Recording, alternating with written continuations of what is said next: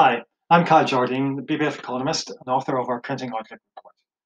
I'm going to provide an overview of a very small selection of content from our latest Printing Outlook report.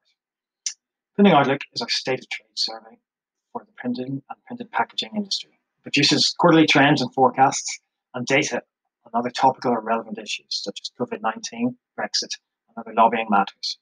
Plus now it's being developed to pull in other relevant data from some of our partnerships and collaborations. Printing Outlook is used to report information back to companies in the industry and help them compare, contrast, and benchmark. It also helps represent the industry to suppliers, investors, trade press, other associations, and of course we use it heavily in our lobbying activities and communications with government. The latest report is based on responses to an online survey from 161 companies, employing almost 12,000 people and a combined turnover of over £1.8 billion. Our largest ever coverage. So I'd like to give a massive thanks to all those who took the time to respond. Now, before I move on, I should provide a restricted viewing warning.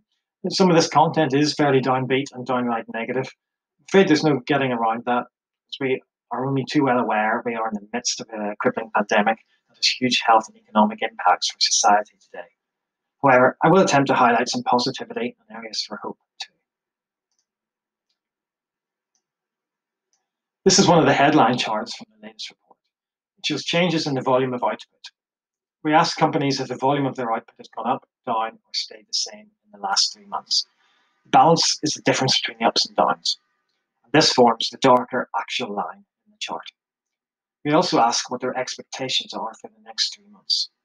The balance here forms the forecast and is the lighter line in the chart. But before I go into some of the detail of this chart, it'd be good to point out what the heading is for our latest report. And please start by looking at the right-hand side of the chart whilst I do this. Confidence improved as output and orders rallied in Q3. Unfortunately, road to recovery blocked in Q4. Now looking back at the previous quarter, the heading was output and orders sink to new depths in Q2 amidst COVID-enforced crisis and confidence. But rebuilding is underway in Q3.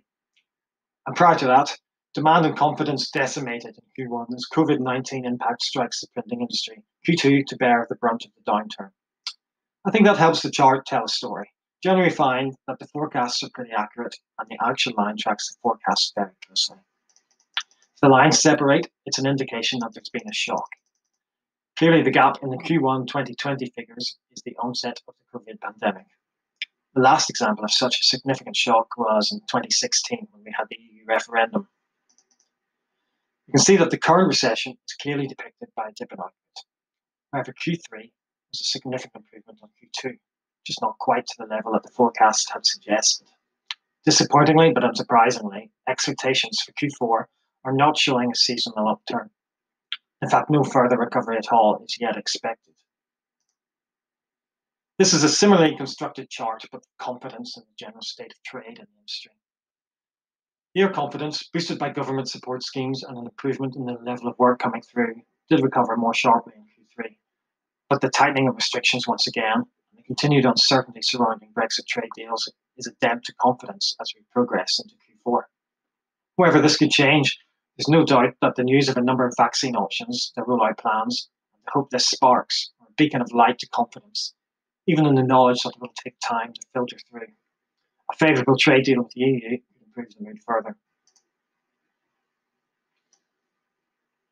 Both these charts relate to industry capacity. The left-hand chart shows the capacity dispersion at the time of the survey in October, the yellow bars. It also compares it to data from July, the grey bars. As you can see, capacity has shifted to the right, a positive change and a noticeable improvement in October when compared to July.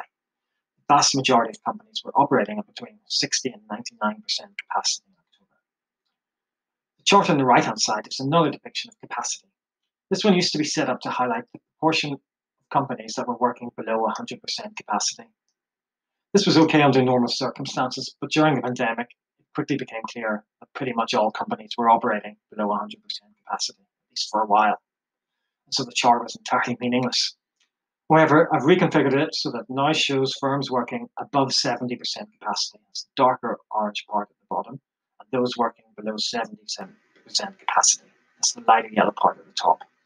We can now instantly see how capacity was curtailed in April and how it has recovered since, The horizontal blue line is the 5-year average. You can see that in October, capacity is now much closer to the average than it was in April and July. These charts are produced in partnership with one of our collaborators, Streamer. They're based on their red flag alert statistics, but it's data that we have helped them develop and something they produce specifically for us. Red flag alert statistics produce a simple count of companies in critical financial difficulty and also those in significant financial difficulty.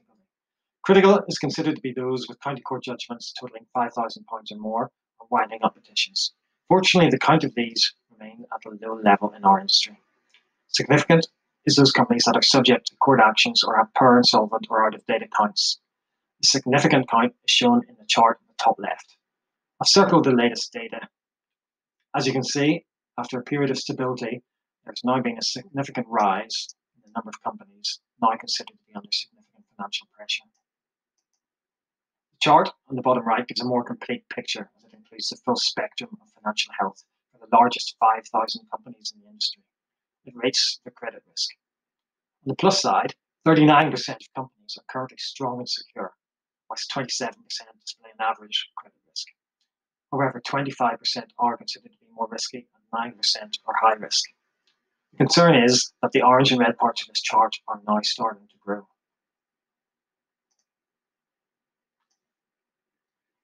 Okay, we've had focus on a few areas from the report. The full report is available for BPIF members to download from our website on britishprint.com/printingoutlook. It contains more information on output, orders, business confidence, business concerns, capacity, employment, prices, margins, profits, costs, exports, and pay reviews. It explores other topical issues such as the impact of COVID-19 and Brexit. And once a year, in the Q1 report, we include investment and financing and credit conditions. Before I finish, as I mentioned at the start, I do realise that much of the industry and economic data we are currently faced with is far from rosy. To be honest, much of it is downright bleak. We are in uncharted waters. However, we're not alone, and the government is listening to business. All things considered, we are surviving pretty well. Yes, there will be more challenges, but what is encouraging is how quickly some areas have recovered, how well some areas have performed, and how quickly the industry has adapted. The printing industry is incredibly resilient. It's used to change, does it well. Chances are this is not the first time you have had to look at new sectors and find new clients. There is a home for print. Many of you will have gone through this together with your clients. Those relationships will develop and strengthen. Finally, a number of companies have pointed out that they now have a newfound level of appreciation for their employees. The response and flexibility of many industry employees has been a real bonus. For many, it hasn't just been a case of turning up and working. Employees have been learning, developing, and driving change, be it through getting to grips with IT, new procedures, supporting mental health, cross-training themselves and their colleagues. This is what really makes it possible for companies to achieve.